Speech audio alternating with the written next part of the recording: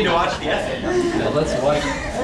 As Professor Jackson said, I've been working on my senior thesis this year. The topic is choices in filmmaking, specifically looking at the choice that directors make to shoot on celluloid film stock or with digital cameras. This is a project I've been working on for a couple of years now, so I thought for my senior thesis I should up the ante a bit.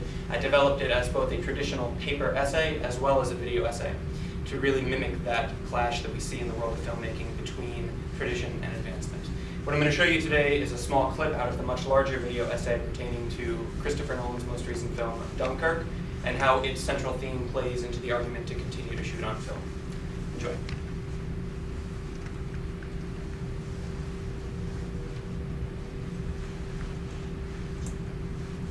Over the past 20 years, Christopher Nolan has directed 10 films, each of which proves better than the last that he is a master in the art of storytelling.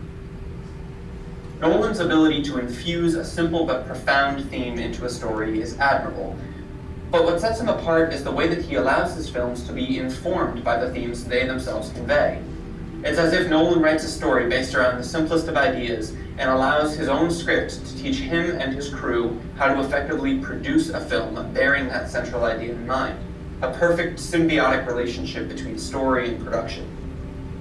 We can see this very clearly demonstrated in the central theme of Dunkirk, home. The word itself is spoken aloud only 8 times throughout the film, often as a recurring theme in continuing conversations between characters.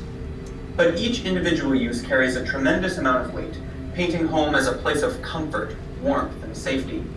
For example, a shivering and shell-shocked soldier, the last to survive from his unit, pleads to the sailor who rescued him to avoid going to Dunkirk, to abandon his goal to save some of the men stranded there, and to promptly return to England. The soldier's not a coward, but he's so afraid of the horror that lies ahead at Dunkirk that the thought of going back causes him to act irrationally. When he yells, "You should be at home!" to Dawson, the sailor, it's all but clear that stepping foot on British soil is the only thing he can think about. It invokes a sense of pain. This soldier isn't just scared, he's experiencing something worse, homesickness. Dawson, however, is proud to reject the soldier's fear, reminding him of the importance of their mission. Well, there won't be any home if we allow a slaughter across the channel. This may well be what convinces the soldier to carry on. He may want to go home, but the fear of losing home forever is far too great to ignore. Another small group of characters are trying to get home by any means necessary, but they find themselves stranded in a boat that is sinking as they argue over who might not make it. Tommy, the protagonist, appears to be concerned for the lives of the people around him as he actively protests the idea that anyone should have to die on their way home.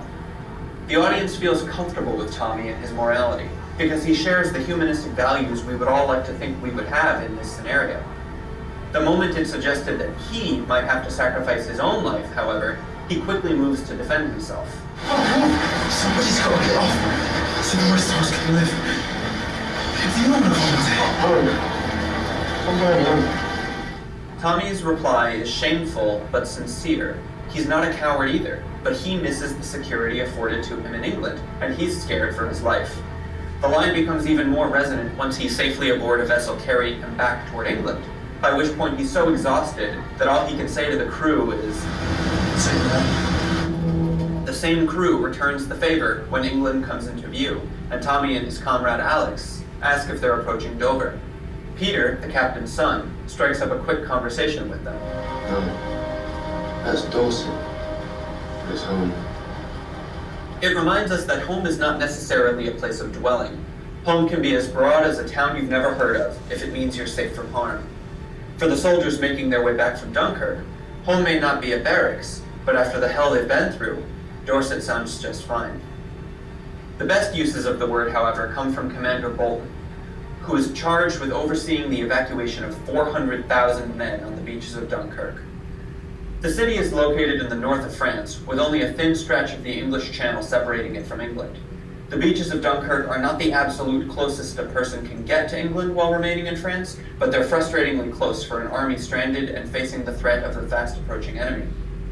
Bolton senses the proximity to home, and the interdiction against getting there that the Channel creates. He looks out over the water and calmly says, You're going to practically sing from here. What? Home. The other character who's talking is Colonel Winnett, who works under Bolton throughout the film. When the disheartened colonel later sees the impending doom and the unchanged requisite of finding a way across the channel, he attempts to use the line against Bolton. But it's right there. You can practice. Seeing harm doesn't help us get there, can it? It's one of the most dispirited moments of the film, one in which even the highest commanding officer on the beach is apparently giving up hope. Nolan writes poetic justice into his script, however, when Bolton uses his binoculars to spot the civilian captain's small boats that are appearing on the horizon to aid in the evacuation efforts. What do you see?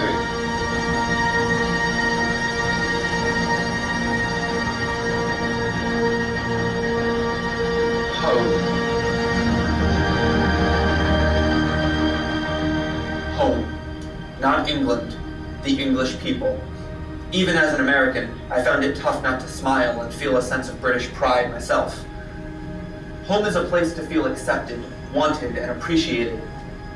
It's a place we want to return to because we know we will find comfort there. It's a place with which we're familiar and where we can accomplish great things. And although we may be welcomed into someone else's home, we recognize that we are guests there and that our own home is where we will flourish most. I think there's an analogy that you can draw between Dunkirk's central theme of home and Christopher Nolan's continued desire to shoot on film stock as opposed to digital cameras. Nolan's home is shooting on celluloid, a place that he has proven allows him to do great things. He's not characterizing digital filmmakers as enemies, but simply as inhabitants of a different home. He closes Dunkirk by having Tommy read a quote from Winston Churchill's parliamentary address in regards to the evacuation efforts. We shall defend our island whatever the cost may be. We shall fight on the beaches. We shall fight on the landing grounds. We shall fight in the fields and in the streets. We shall fight in the hills. We shall never surrender. Nolan is prepared to fight for film stock and tradition, as he has for 20 years, and he, like Great Britain in 1940, will not surrender or change his ways because it's only getting harder to use celluloid. He invites the hardship and the challenge, the louder and more complex cameras, the more intensive color grading process. He enjoys being challenged as a filmmaker because that adversity has undoubtedly shaped his filmmaking style and character. The final sentence of the Churchill quote reminds the British people that even if their island were to be subjugated by the enemy, hope was lost and home was gone. It's important to have faith that elsewhere, others are carrying on the struggle. Much like Nolan himself is doing, fighting for film stock in a world where it seems not to exist anymore. And with any luck, his films will ground the world of cinema, returning it to its traditional roots, to its home.